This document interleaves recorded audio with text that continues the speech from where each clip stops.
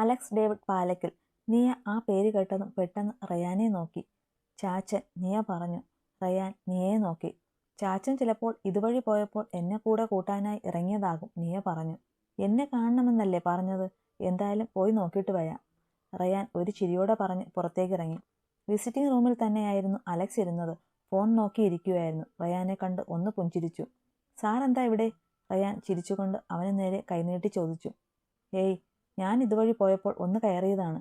നീ ഇവിടെയല്ലേ? ബുദ്ധിമുട്ടായോ? അല്ലു ചോദിച്ചു. ഏയ് ഇല്ല സാർ, ഞാൻ സാറിനെ നേരിട്ട് കണ്ട് പരിചയമില്ലല്ലോ.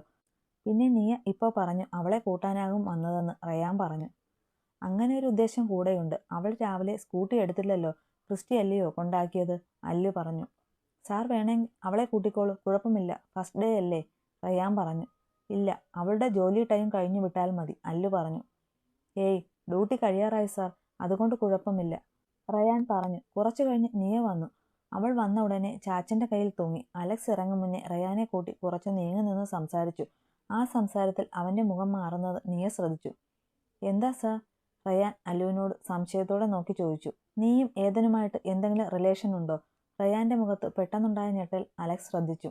എന്റെ ഏട്ടന്റെ ഫ്രണ്ടായിരുന്നു. അങ്ങനെ ഒരു റിലേഷൻ ഉണ്ട്, വേറെ ഒന്നുമില്ല സാർ. ഇപ്പോൾ ഏട്ടനില്ല, പകരം ആ സ്ഥാനത്ത് ഞാൻ കാണുന്നത് ഏതനേട്ടനെയാണ്, റയാൻ വളരെ നിഷ്കളങ്കമായി പറഞ്ഞു. അവൻ എൻ്റെ ശത്രുവാണ്. എല്ലാ കാര്യത്തിലും അത് റയാന് അറിയാമെന്ന് ഞാൻ കരുതുന്നു. എന്നോടുള്ള ദേഷ്യം അവൻ ഏതെങ്കിലും രീതിയിൽ നീയുടെ മേലിൽ കാണിക്കാൻ അവസരമുണ്ടായാൽ അവന് കൂട്ടുനിൽക്കുന്ന നീ ആയാലും ശരി, അലക്സിന്റെ മറ്റൊരു മുഖം കാണും, അല്ലു പറഞ്ഞു. അവന്റെ വാക്കുകളിൽ ഒഴിഞ്ഞിരിക്കുന്ന ഭീഷണി റയാനും മനസ്സിലായി. സാർ റയാൻ എന്തോ പറയാൻ തുടങ്ങിയതും അല്ലു അവനെ തടഞ്ഞു. താൻ കാണിച്ചുവെന്നല്ല, കാണിക്കരുത്. അഥവാ അങ്ങനെ കാണിക്കാൻ തോന്നിയാൽ ഏതനോട് അവന്റെ ഏട്ടൻ എന്താ പറ്റിയതെന്ന് ഒന്ന് ചോദിക്കുക. ശരിയപ്പോ ഞാൻ ഇറങ്ങട്ടെ. പിന്നെ ഇപ്പോൾ പറഞ്ഞത് ഒന്നും നീയെ അറിയണ്ട, അലക്സ് അവന്റെ തോളിൽ തട്ടി ഒരു ചിരിയോടെ പറഞ്ഞു. റയാൻ വെറുതെ ഒന്ന് ചിരിച്ചു. എന്താ ചാച്ച അവിടെ ഞാൻ അറിയാത്തൊരു ചർച്ച? നിയ ഇളിക്ക് കൈകൊടുത്ത് ഗൗരവത്തിൽ ചോദിച്ചു. കമ്പനിയിലെ ഒരു കാര്യമെടി, നിയയുടെ തലയിൽ കൊട്ടിക്കൊണ്ട് അല്ലു പറഞ്ഞു. നിയ വാതോരാതെ റയാനെക്കുറിച്ചായിരുന്നു പറഞ്ഞത്. അവൻ കമ്പനിയിൽ എല്ലാവരോടും എങ്ങനെയാണെന്നും എന്താ അവന്റെ സ്വഭാവമെന്നും ഒക്കെ, ഒപ്പം അവളോട് ഒരു പ്രത്യേക കെയറിങ് കാര്യം കൂടെ പറഞ്ഞു. അത് അലക്സ് ശ്രദ്ധിച്ചു. പിന്നെ എബിയുടെ കാര്യവും പറഞ്ഞു. അത് കേട്ടപ്പോൾ അവളൊന്ന് ടെൻഷനായി. അങ്ങനെ രണ്ടുപേരും കൂടെ വീട്ടിലെത്തുമ്പോൾ റീത്തയും ദേവും ഒക്കെ വന്നിട്ടുണ്ട്. നിയ ആദ്യം പോയി എബിയെ നോക്കി, കുറച്ച് കളിയാക്കി. അത് കഴിഞ്ഞ് എല്ലാവരോടും കമ്പനി വിശേഷമൊക്കെ പറഞ്ഞ് ചായയും കുടിച്ചു മുറിയിലേക്ക് പോയി. ദേവു മുറിയിൽ വന്ന് കിടപ്പുണ്ട്. വന്ന വേഷം പോലും മാറിയിട്ടില്ല. എന്തോ ഒരു ആലോചനയോടെ കിടപ്പാണ്. അലക്സ് അവളെ ഒന്ന് നോക്കിയിട്ട് ഡോർ അടച്ചു കയറി ഡ്രസ് മാറി. എന്നിട്ടും കൊച്ചതേ കിടപ്പ് തന്നെ. ഡീ, അലക്സിന്റെ അലർച്ച കേട്ട് അവൾ ചാടി എണീറ്റ് അവനെ നോക്കി. നീ ആരെ കെട്ടിക്കുന്ന കാര്യമാടി കുറച്ചു നേരമായിട്ട് ആലോചിച്ചു കൂട്ടുന്നേ? ഞാൻ വന്ന് ഡ്രസ്സ് മാറി, അതുപോലും അറിഞ്ഞില്ല, അല്ലു ചോദിച്ചു. ഞാനൊരു കാര്യം ആലോചിക്കുമായിരുന്നു ഇച്ചായ, ദേവ് പറഞ്ഞു. എന്താ എൻ്റെ കൊച്ചിൻ്റെ ആലോചന? അല്ലു ദേഷ്യം മടക്കി വെച്ച് അവളുടെ അടുത്തേക്ക് പോയി ചോദിച്ചു. എനിക്ക് ഒരു കുഞ്ഞിനെ വേണം. ദേവുവിൻ്റെ പറച്ചിൽ കേട്ട് അലക്സ് ഞെട്ടിക്കൊണ്ട് അവളെ നോക്കി. എന്ത് വേണമെന്ന്? അവൾ അവനെ ദേഷ്യത്തിൽ നോക്കി. ഞാൻ പറഞ്ഞത് ഇച്ചായം കേട്ടില്ലേ? എനിക്കൊരു കുഞ്ഞിനെ വേണമെന്ന്. ദേവുവിൻ്റെ ശബ്ദം മാറി. എൻ്റെ ദേവു, നീ ഈ പറയുന്ന പോലെ കടയിൽ നിന്ന് വാങ്ങാൻ പറ്റുന്ന സാധനമാണോ? അലക്സ് തമാശ പോലെ പറഞ്ഞതും ദേവു ദേഷ്യത്തിൽ അവനെ നോക്കിയിട്ട് ഒന്നും മിണ്ടാതെ ഇറങ്ങിപ്പോയി. അലക്സ് അവളുടെ ആ പ്രവൃത്തിയിൽ ഞെട്ടി. കർത്താവേ, പെണ്ണ് കലിപ്പിലാണല്ലോ. അത് പറഞ്ഞവൻ താഴേക്ക് ഇറങ്ങി. പക്ഷേ ദേവുവിനെ അവിടെയെങ്ങും കണ്ടില്ല. ചാച്ചാ, നീ അവനെ തട്ടി വിളിച്ചു. അവൻ അവളെ ഒന്ന് നോക്കി. എന്താടി? അല്ലു ചോദിച്ചു. ആരായി നോക്കുന്നേ? ഇച്ചേച്ചിയാണോ? അവൻ അതേ എന്ന് തലയനക്കി. ഇച്ചേച്ചി വല്യമ്മച്ചിയുടെ അടുത്താണ്, നിയ പറഞ്ഞു. അവൾ എന്താ അവിടെ? അല്ലു സംശയത്തോടെ ചോദിച്ചു. അറിയില്ല, അവിടെ വല്യമ്മച്ചിയുടെ അടുത്ത് കിടപ്പുണ്ട്. അല്ലു അങ്ങോട്ട് പോയി. ദേവു അമ്മച്ചിയുടെ മടിയിൽ കിടപ്പുണ്ട്. എന്തോ ആലോചനയാണ്. ഇവളിതിന് മാത്രം എന്താ ആലോചന കർത്താവേ? അത് മനസ്സിൽ ആലോചിച്ചു അല്ലു അകത്തേക്ക് കയറി. അവനെ കണ്ടതും ദേവുവിൻ്റെ മുഖം വീർത്തു വന്നു. എന്താടാ നീ ഇവിടെ? വല്യമ്മച്ചി കപട ദേഷ്യത്തിൽ ചോദിച്ചു. എനിക്കെന്താ, എൻ്റെ വല്യമ്മച്ചിയെ കാണാൻ വന്നൂടെ? അല്ലു തമാശ പോലെ ചോദിച്ചു. ഓ, ഭാര്യ കിടക്കുന്നത് കണ്ടപ്പോഴാകും ഇങ്ങോട്ട് വരാൻ തോന്നിയത് അല്ലയോ? അതിനല്ലു നന്നായി ഒന്ന് ചിരിച്ചു. അവൻ പിന്നെ വല്യമ്മച്ചിയുടെ അടുത്ത് ഓരോന്ന് പറഞ്ഞിരുന്നു. കുറച്ചു കഴിഞ്ഞ് ജെസ്സി കഴിക്കാൻ വിളിച്ചപ്പോൾ മൂന്നും കൂടെ എണീറ്റുപോയി. എല്ലാവരും കഴിച്ചുകൊണ്ടിരിക്കുമ്പോഴാണ് റീത്തയും കുടുംബവും വന്നത്. ആ, ഇതെന്നതാ പിള്ളേരെ ഈ രാത്രി ഒരു വരവ്? വല്യമ്മച്ചി ചോദിച്ചു. ഒന്നുമില്ല അമ്മച്ചി, 2 ദിവസം ഇവിടെ നിൽക്കാമെന്ന് കരുതി, ഡയാന പറഞ്ഞു. എന്നാ വന്ന കാലം നിൽക്കാതെ ഇങ്ങോട്ടിരിക്ക്, കഴിക്കാൻ എടുക്ക് ജെസ്സി അവർ കൂടെ, വല്യമ്മച്ചി പറഞ്ഞു. വേണ്ടമ്മച്ചി, ഞങ്ങൾ കഴിച്ചു, ഡയാന പറഞ്ഞു. പിന്നെ അവരുടെ ചർച്ച മുഴുവൻ നിയയുടെയും റീത്തയുടെയും കല്യാണവുമായി. നിയ ഉടനെ കല്യാണം വേണ്ടെന്ന സ്റ്റാൻഡിൽ തന്നെ നിന്നു. റീത്ത പിന്നെ അഭിപ്രായമൊന്നും പറഞ്ഞില്ല. കൊച്ചിപ്പം നന്നായപ്പോൾ എപ്പോൾ വേണോ കെട്ടിപ്പോകാൻ റെഡിയാണേ. അല്ലി സംസാരിക്കുന്നുണ്ട്. ഇടയ്ക്ക് ദേവുവിനെ നോക്കി. അവൾ അപ്പോഴും ആഹാരം നേരെ കഴിക്കാതെ ആലോചനയാണ്. അതുകൂടെ കണ്ടതും അല്ലുവിന് ദേഷ്യം വന്നു. ഡി! പെട്ടെന്നുള്ള അവൻ്റെ അലർച്ചയിൽ എല്ലാവരും ഒന്ന് ഞെട്ടി. ദേവു അവനെ ഒന്ന് നോക്കി. ഇരുന്ന് ഇളക്കി ഇളക്കി ഇരിക്കാതെ എടുത്ത് കഴിക്കടി. പെട്ടെന്ന് അവളുടെ കണ്ണു നിറഞ്ഞു. അത് കാണേണ്ട താമസം ചെക്കൻ ദേഷ്യത്തിൽ അവളെ നോക്കി എണീറ്റുപോയി.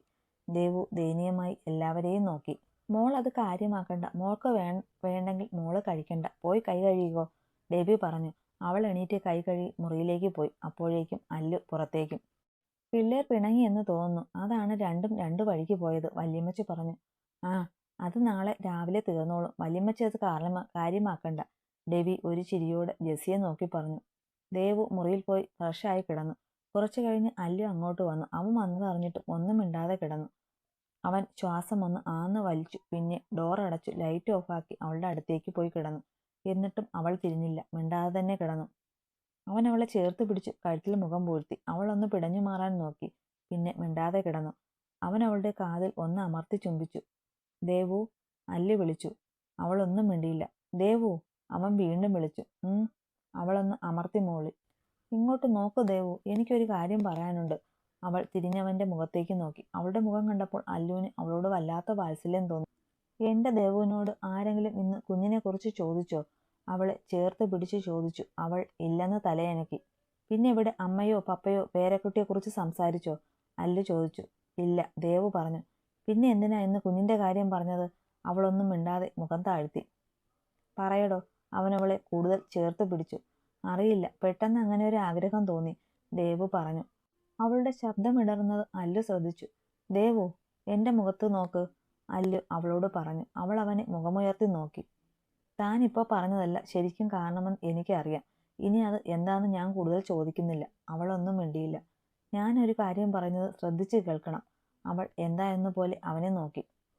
നമ്മളിപ്പോൾ കല്യാണം കഴിഞ്ഞിട്ടേ ഉള്ളൂ, അതൊന്ന്. പിന്നെ ഈ കുഞ്ഞ് എന്നൊക്കെ പറഞ്ഞാൽ നമ്മുടെ ഇഷ്ടത്തിന് കിട്ടുന്നതല്ല. അതിന് ഓരോ സമയമുണ്ട്. നീ അതിന് മനസ്സുകൊണ്ട് തയ്യാറാകുമ്പോൾ ഈ കുഞ്ഞു വയറ്റിൽ എൻ്റെ പ്രണയത്തിൻ്റെ അംശം തുടിക്കും. അവൾ അവനെ നോക്കി. അതുകൊണ്ട് ചുമ്മാ ഓരോന്ന് ആലോചിച്ചു കൂട്ടി ഇതുപോലെ ദേഷ്യം കാണിച്ച് മോന്ത വീർപ്പിച്ചിരുന്നാലുണ്ടല്ലോ, നിന്റെ ആ ഉറങ്ങിക്കിടക്കുന്ന ചെകുത്താൻ തിരിച്ചു ഒരു വരവിങ്ങ് വരും. നിനക്കറിയാമല്ലോ നിന്റെ ചെകുത്താനെ, അവൻ ഗൗരവത്തിൽ പറഞ്ഞു. അവൾ തലയാട്ടിക്കൊണ്ട് അവൻ്റെ നെഞ്ചിൽ മുഖം ചേർത്ത് കിടന്നു. അവനൊരു ചിരിയോടെ അവളുടെ നെറ്റിലൊന്ന് ചുംബിച്ചുകൊണ്ട് ചേർത്ത് പിടിച്ചു കിടന്നു.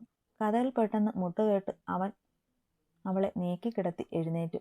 അല്ലു, അല്ലു! പുറത്തു നിന്നുള്ള അമ്മയുടെ വിളി കേട്ട് അവൻ വാതിൽ തുറന്നു. എന്താ അമ്മേ? ജെസ്സി വെപ്രാളത്തിൽ പറഞ്ഞു. നീ ഒന്ന് വേഗം താഴേക്ക് വന്നേ. അവൻ ദേവുവിനെ ഒന്ന് നോക്കി അമ്മയുടെ കൂടെ താഴേക്ക് പോയി. പിന്നാലെ അവളും. അവൻ്റെ ഒപ്പം ഇറങ്ങി. അവിടെ ചെന്നപ്പോൾ എല്ലാവരുമുണ്ട്. വയ്യാത്ത എബി ഉൾപ്പെടെയുണ്ട്. എന്താ ഇവിടെ? എന്താ പ്രശ്നം? അല്ലു ഗൗരവത്തിൽ തന്നെ ചോദിച്ചു. എന്താ പ്രശ്നമെന്നോ? ദേ ഈ നിൽക്കുന്നവനോട് ചോദിക്ക് എന്താ പ്രശ്നമെന്ന്. നിന്റെ ഡാഡിയല്ലേ ഇവനെ കണ്ട തെരുവിൽ നിന്ന് എടുത്തുകൊണ്ട് വന്നത്, എബിയെ ചൂണ്ടി ഡയാന പറഞ്ഞു. അവൻ്റെ തല താണുപോയി. അല്ലു എബിയുടെ അടുത്തേക്ക് പോയി. എന്താടാ പ്രശ്നം? അല്ലു എബിയോട് ചോദിച്ചു. എബി ഒന്നും മിണ്ടിയില്ല. ഡാ, നിന്നോടാണ് ചോദിച്ചത് എന്താ പ്രശ്നമെന്ന്, അല്ലു ദേഷ്യത്തിൽ ചോദിച്ചു. ഞാൻ എബി എങ്ങനെ പറയണമെന്നറിയാതെ നിന്ന് വെക്കി. അതുകൂടെ ആയതും അല്ലുവിന് ദേഷ്യം വരാൻ തുടങ്ങി. ആർക്കെങ്കിലും പറയാൻ ഉദ്ദേശമുണ്ടോ? കുറെ നേരമായി തുടങ്ങിയിട്ട്, ദേഷ്യത്തിൽ തന്നെ ചോദിച്ചു. അവൻ പറയില്ല. എങ്ങനെ പറയും അവൻ? അത്രയ്ക്ക് നല്ലതാണല്ലോ ചെയ്തത്. രാത്രി ഒരു പെൺകൊച്ചിൻ്റെ മുറിയിൽ ഇവൻ എന്താ കാര്യം? ചോദിക്ക്. അല്ലുവിൻ്റെ മുഖം മാറി. അവൻ ദേഷ്യത്തിൽ എബിയെ നോക്കി.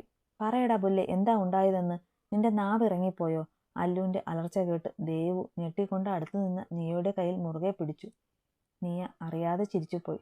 പറയടാ. വീണ്ടും ദേഷ്യപ്പെട്ടതും റിയ വന്ന് അല്ലുവിൻ്റെ മുന്നിൽ നിന്നു. ചാച്ചാ, ഞാനും എബിച്ചനും ഇഷ്ടത്തില്ല. ഞാൻ പറഞ്ഞിട്ടാ എബിച്ചൻ എൻ്റെ മുറിയിലേക്ക് വന്നത്. റിയ പറഞ്ഞു കഴിഞ്ഞതും അല്ലുവിൻ്റെ കൈ എബിയുടെ കവിളിൽ പതിഞ്ഞു. എല്ലാവരും ഒരു നിമിഷം തറഞ്ഞു. എബി പകപ്പോടെ നോക്കി. എൻ്റെ കൺവെട്ടത്ത് കണ്ടുപോകരുത് നിന്നെ. അല്ലു എബിയെ നോക്കി. അത്രയും പറഞ്ഞ് റിയയ്ക്ക് നേരെ തിരിഞ്ഞു. നീ ചാച്ചനെന്ന് വിളിച്ച് എൻ്റെ മുന്നിൽ വന്നാൽ, അവൾക്ക് നേരെ കൈ ചൂണ്ടി പറഞ്ഞുകൊണ്ട് അവൻ മുറിയിലേക്ക് പോകാൻ തുടങ്ങുമ്പോഴാണ് ഡയാനയുടെ ചോദ്യം. അല്ല, ഇത്രയ്ക്ക് ഷോ കാണിച്ചങ്ങ് പോയാലോ? ഈ കാര്യത്തിൽ ഒരു തീരുമാനം ഉണ്ടാക്കിയിട്ട് പോയാൽ മതി. അല്ലു ദേഷ്യത്തിൽ അവരുടെ അടുത്തേക്ക് പാഞ്ഞു വന്നു. ഞാൻ പറഞ്ഞിട്ടാണോ അവർ തമ്മിൽ പ്രേമിച്ചത്? ഞാനാണോ അവനെ വിളിച്ച് അവളുടെ മുറിയിലേക്ക് കയറ്റിയത്? ആണോ? ആണോന്ന് അവൻ്റെ അലർച്ച കേട്ട് വല്യമ്മച്ചി പോലും ഞെട്ടിപ്പോയി. അവൻ മുറിയിലേക്ക് പോയതും തൊട്ടു പിന്നാലെ എല്ലാവരെയും നോക്കിയിട്ട് ദേവുവും കയറിപ്പോയി. എബി എല്ലാവരെയും ഒന്ന് നോക്കിയിട്ട് മുറിയിലേക്ക് കയറിപ്പോയി. ഡെവി എന്ത് പറയണമെന്നറിയാതെ ജെസ്സിയെ നോക്കി. തെരുവിൽ കിടത്തേണ്ടതിനൊക്കെ തെരുവിൽ കിടത്തണം. അതിനെയൊക്കെ എടുത്ത് വീട്ടിൽ കൊണ്ടുവന്ന് പട്ടുമെത്ത പണിതാൽ അനിയത്തിയായി കാണേണ്ടവളെയൊക്കെ അവൻ കാമുകിമാരായി കാണും. ഡയാന ദേഷ്യത്തിൽ വായി വന്നത് വിളിച്ചു പറഞ്ഞു. ഡെവി ഒന്നും മിണ്ടാനാകാതെ തല താഴ്ത്തി. റിയ അപ്പോഴും കരയുകയായിരുന്നു. അവൾ അല്ലു കൂടെ നിൽക്കുമെന്ന് കരുതി. പക്ഷേ കുറച്ചു കഴിഞ്ഞു ഡയാന റിയയുടെ ബാഗും മറ്റുമെടുത്ത് പുറത്തേക്ക് വന്നു. ഞങ്ങൾ ഇറങ്ങുക, ഇനി ഇവിടെ നിന്നാൽ ശരിയാകില്ല. ഇറങ്ങി വാടി. ഡയാന ദേഷ്യത്തിൽ റിയയുടെ കയ്യിൽ പിടിച്ചു വലിച്ചുകൊണ്ട് പുറത്തേക്ക് നടക്കാൻ തുടങ്ങി. ഞാൻ വരുന്നില്ല മമ്മി, ഞാനിവിടെ നിന്നോളാം, റിയ കരഞ്ഞു വിളിച്ചു പറഞ്ഞു. ടോണി അവളുടെ അടുത്തേക്ക് വന്നു. ഇനി നീ ഇവിടെ നിന്നത് മതി, പിടിച്ചോണ്ട് പോടി. ടോണി മോളെ പിടിച്ചു ഡയാനയുടെ അടുത്തേക്ക് തള്ളിക്കൊണ്ടു പറഞ്ഞു. അപ്പോഴേക്കും എബി ബാഗും എടുത്ത് പുറത്തേക്ക് വന്നു. അവൻ നേരെ ഡെവിയുടെ മുന്നിൽ ചെന്ന് നിന്നു. ഞാൻ അമ്മയും പപ്പയുമായിട്ട് കാണുന്നതൊക്കെ നിങ്ങളെയാണ്. ഇവളെ പെങ്ങളെപ്പോലെ കാണേണ്ടതായിരുന്നു. പക്ഷേ കഴിഞ്ഞില്ല പപ്പ. ഞാൻ അത്രയ്ക്ക് ഇഷ്ടപ്പെട്ടു പോയതാ ഇവളെ. ഞാൻ ഇറങ്ങുക, ഇനി ഇങ്ങോട്ട് വരില്ല, എബി പറഞ്ഞു. മോനെ. ജെസ്സി അവൻ്റെ അടുത്തേക്ക് പോകാൻ നിന്നതും ഡെവി തടഞ്ഞു. ജെസ്സി. ദേഷ്യത്തിലുള്ള ഡെവിയുടെ വിളി കേട്ട് അവൾ പകപ്പോടെ ഡെവിയെ നോക്കി. എബി വിഷാദം കലർന്ന ഒരു പുഞ്ചിരിയോടെ റിയയുടെ അടുത്തേക്ക് പോയി. ഒരിക്കലും നിന്നെ ഞാൻ തള്ളി പറയില്ല, എൻ്റെ ജീവനാ നീ, അവളുടെ കൈ പിടിച്ചു കൊണ്ട് പറഞ്ഞ് എബി പടിയിറങ്ങി. എബിച്ച. റിയ അമ്മയുടെ കൈ കുടഞ്ഞെറിഞ്ഞുകൊണ്ട് അവൻ്റെ അടുത്തേക്ക് പോയി അവനെ മുറുകെ ചുറ്റിപ്പിടിച്ചു. എന്നെ തനിച്ചാക്കി പോകല്ലേ എബിച്ച, എന്നെ കൂടെ കൊണ്ടുപോ. എബിച്ച, എന്നെ ഇവിടെ ആക്കിപ്പോയാൽ സത്യമായിട്ടും ഞാൻ പിന്നെ ജീവനോടെ ഉണ്ടാകില്ല, അവൾ അവൻ്റെ നെഞ്ചിൽ മുഖം ചേർത്ത് പറഞ്ഞു. ടോണി ദേഷ്യത്തിൽ വന്ന് അവളെ പിടിച്ചു മാറ്റി റിയയുടെ കവിളിൽ ആഞ്ഞടിച്ചു. ടോണി, എൻ്റെ മുന്നിലിട്ട് അതിനെ തല്ലി കൊല്ലരുത്, നീ അവളെ കൊണ്ടുപോ, വല്യമ്മച്ചി പറഞ്ഞു. എബി നിറഞ്ഞ കണ്ണോടെ പാലക്കൽ തറവാട്ടിൽ നിന്ന് പടിയിറങ്ങി. കുറച്ചു കഴിഞ്ഞ് റിയയും കുടുംബവും ഇറങ്ങി. വീട് ആകെ മൊത്തം ശ്മശാനം പോലെയായി. എന്തൊക്കെയാ കർത്താവെ ഈ വീട്ടിൽ നടക്കുന്നത്? വല്യമ്മച്ചി മുകളിലേക്ക് നോക്കി ആരോടൊന്നില്ലാതെ പറഞ്ഞു. ആരും ഒന്നും മിണ്ടാതെ കുറച്ചു സമയമിരുന്നു. ദേവു മുറിയിലെത്തുമ്പോൾ അല്ലുവിനെ മുറിയിൽ കണ്ടില്ല. അവൾ ബാൽക്കണിയിലേക്ക് ഇറങ്ങി. അവിടെ കണ്ടത് ദൂരേക്ക് നോക്കി സിഗരറ്റ് വലിക്കുന്ന അലക്സിനെയാണ്. കുറച്ച് ദിവസമായിട്ട് അവൻ്റെ ഈ ശീലം മാറിയതായിരുന്നു. അവൾ വീണ്ടും അവൻ്റെ അവസ്ഥ അറിയാമായിരുന്നു. അതുകൊണ്ട് തന്നെ അവൻ്റെ കൂടെ താൻ ഇപ്പോൾ വേണമെന്ന് അവൾക്ക് തോന്നി. അവൻ്റെ അടുത്ത് പോയി ഒന്നും മിണ്ടാതെ നിന്നു. അവൾ വന്നതറിഞ്ഞിട്ടും തിരിഞ്ഞു നോക്കിയില്ല. അവൾ അവൻ്റെ തോളിൽ പതിയെ കൈവച്ചു. ഈച്ചായ. അവൻ്റെ പ്രതികരണം എങ്ങനെയാകുമെന്ന് അറിയില്ല എങ്കിലും അവൾ ചെറിയ പേടിയോടെ വിളിച്ചു. അവൻ ഗൗരവത്തിൽ ഒന്ന് മൂളിക്കൊണ്ട് സിഗരറ്റ് എടുത്ത് ദൂരേക്ക് എറിഞ്ഞു കൈവരിയിൽ പിടിച്ചു പുറത്തേക്ക് നോക്കി നിന്നു. ദേവു അവനെ ഒന്ന് നോക്കിയിട്ട് അവൻ്റെ കൈകൾക്കിടയിലൂടെ നുഴഞ്ഞു കയറി. അവൻ അവളെ നോക്കാതെ ദൂരേക്ക് തന്നെ നോക്കി നിന്നു. ദേവു അവൻ്റെ കവളിൽ പതിയെ കൈ ചേർത്ത് വെച്ചു. അവൻ മിഴികൾ ഉയർത്തി അവളെ നോക്കി. അവൻ്റെ കലങ്ങിയ കണ്ണുകൾ അവളിൽ വേദന നിറച്ചു. ഇച്ചായ, ഇങ്ങനെ വിഷമിക്കല്ലേ. അവളുടെ ശബ്ദം ഇടറിപ്പോയി. എനിക്കെന്ത് വിഷമം? ഞാൻ അവരുടെ ആരുമല്ലല്ലോ. അതാണ് അവർ എന്നിൽ നിന്ന് ഇതൊക്കെ ഒളിപ്പിച്ചത്, അല്ലു പറഞ്ഞു. അവൻ പറയുന്നത് കേട്ട് ദേവുവിൻ്റെ കണ്ണ് നിറഞ്ഞു. ഇങ്ങനെ വിഷമിക്കല്ലേ ഇച്ചായ, ദേവു വീണ്ടും പറഞ്ഞു. എനിക്കെന്ത് വിഷമം? അല്ലെങ്കിൽ ഞാൻ എന്തിനാ വിഷമിക്കുന്നത്? ഞാൻ എല്ലാവരോടും ദേഷ്യം കാണിച്ച് നടക്കുന്നത് കൊണ്ട് എന്നോടെല്ലാം പറയാൻ എല്ലാവർക്കും പേടിയാണ്. ഞാനൊരു ദുഷ്ടനല്ലേ, കാട്ടാളനല്ലേ. അതാകും അനിയത്തിമാരും കൂടപ്പുറപ്പായും കണ്ടവനും എന്നോടെല്ലാം ഒളിച്ചു വെച്ചത്. അവൻ്റെ ശബ്ദം ഇടറി കണ്ണുകൾ നിറഞ്ഞു വരുന്നത് ദേവു കണ്ടു. ആദ്യമായാണ് ഇങ്ങനെ അവനെ തകർന്നു കാണുന്നത്. ദേവു അവൻ്റെ കയ്യിൽ മുറുകെ പിടിച്ചു. ഇച്ചായ, ഞാനൊരു കാര്യം പറഞ്ഞാൽ ദേഷ്യപ്പെടരുത്. അവൻ നിറഞ്ഞ കണ്ണോടെ അവളുടെ മുഖത്തേക്ക് നോക്കി. ഇച്ചായൻ ഇപ്പോൾ ഇച്ചായൻ്റെ ഉള്ളിലെ ഇമോഷൻസ് മാത്രമല്ലേ അറിയുന്നുള്ളൂ. ഇച്ചായൻ എബിച്ചൻ്റെ അവസ്ഥ ഒന്ന് ആലോചിച്ച് നോക്കിക്കേ. ഇച്ചായനോട് പറയാത്തത് തെറ്റ് തന്നെയാണ്. അതിനെന്തെങ്കിലും ഒരു കാരണമുണ്ടാകും. പക്ഷേ ഇച്ചായൻ എബിച്ചനെ അവരുടെയൊക്കെ മുന്നിൽ വെച്ച് തല്ലിയത് പോട്ടെന്ന് വെക്കാം. ഇനി കാണരുത് എന്നൊക്കെ പറഞ്ഞില്ലേ. ഇതൊക്കെ ആ പാവത്തിൻ്റെ മനസ്സിൽ എന്ത് വേദനിച്ച് കാണും. എന്തിനും ഏതിനും ഇച്ചായൻ കൂടെ നിൽക്കും എന്നൊരു വിശ്വാസം എബിച്ചനുണ്ടായിരുന്നു. അത് തകർന്നിട്ടാകും ആ പാവം ഇറങ്ങിപ്പോയത്. അലക്സ് ഞെട്ടിക്കൊണ്ട് അവളെ നോക്കി. ഇറങ്ങിപ്പോകേ? എങ്ങോട്ട്? അറിയില്ല, ഡ്രസ്സൊക്കെ എടുത്തു പോയി. ഇനി ഈ പടി ചവിട്ടില്ലെന്നാ പറഞ്ഞത്. ഞാൻ ഇച്ചായനെ കുറ്റം പറയുകയാണെന്ന് കരുതരുത്. ചില സമയത്ത് ഇച്ചായൻ്റെ ദേഷ്യവും ആ സമയം ഇച്ചായൻ പറയുന്ന ചില വാക്കുകളും പലരെയും നല്ല രീതിയിൽ വേദനിപ്പിക്കും. അല്ലുവിൻ്റെ മുഖം താഴ്ന്നു. ഇച്ചായൻ വേദനിക്കാൻ പറഞ്ഞതല്ല ഇച്ചായ. ചുറ്റുമുള്ളവരെ വേദനിപ്പിക്കുന്ന വാക്കുകൾ ഏത് സാഹചര്യത്തിലായാലും നമ്മുടെ വായിൽ നിന്ന് വീണാൽ കേട്ടവർ ഒരിക്കലും മറക്കില്ല ഇച്ചായ, ദേവു അവൻ്റെ മുഖത്ത് നോക്കി പറഞ്ഞു. ദേവു, ഞാനൊന്നും വേണം വെച്ച് പറഞ്ഞതല്ല. അപ്പോഴത്തെ ദേഷ്യത്തിൽ അല്ലു പറഞ്ഞു. പൂർത്തിയാക്കാതെ മുഖം താഴ്ത്തി. കുറച്ചു കഴിഞ്ഞു അല്ലു അവളുടെ മുഖം പിടിച്ചുയർത്തി. നീയും എന്നിൽ നിന്ന് എന്തെങ്കിലും മറയ്ക്കുന്നുണ്ടോ ദേവു? നിനക്കും എന്നെ പേടിയാണോ? അവന്റെ ഇടറിപ്പോകുന്ന ശബ്ദം ദേവുവിനെ വല്ലാതെ നോവിച്ചു. എന്റെ ഇച്ചായന് ഇങ്ങനെ തകർന്നിരിക്കാൻ പാടില്ല. നോക്കിയേ, ഈ ദേവു ഇച്ചായനോട് ഒന്നും ഒളിച്ചു വെച്ചിട്ടില്ല. അവന്റെ കവിളിൽ കൈ ചേർത്ത് ദേവു പറഞ്ഞു. നമുക്ക് റിയയുടെയും എബിച്ചന്റെയും കാര്യം റെഡിയാക്കണ്ടേ?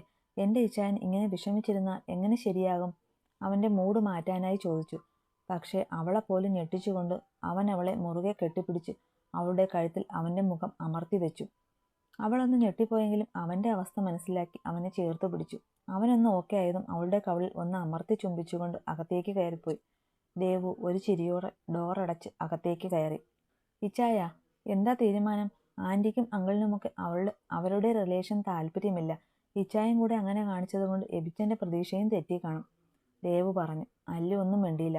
ഇച്ചായ, എനിക്ക് ദേഷ്യം വരുന്നുണ്ട്, ദേവു അവനെ നോക്കി പറഞ്ഞു. അവൻ അവളെ പിടിച്ചു മടിയിലിരുത്തി. തൽക്കാലം ഈ കാര്യമോർത്ത് ടെൻഷൻ ആകണ്ട. എനിക്കറിയാം എന്താ വേണ്ടതെന്ന്. നീ ഇപ്പോൾ കിടന്നുറങ്ങിക്കോ. അത് പറഞ്ഞ് അവളെ മാറ്റി നിർത്തിയിട്ട് അല്ലു ഫോണെടുത്ത് പുറത്തേക്ക് ഇറങ്ങി. പോകുന്നതിന് മുന്നേ അവളെ ഒന്ന് നോക്കിയിട്ട് ഡോർ ലോക്ക് ചെയ്തു.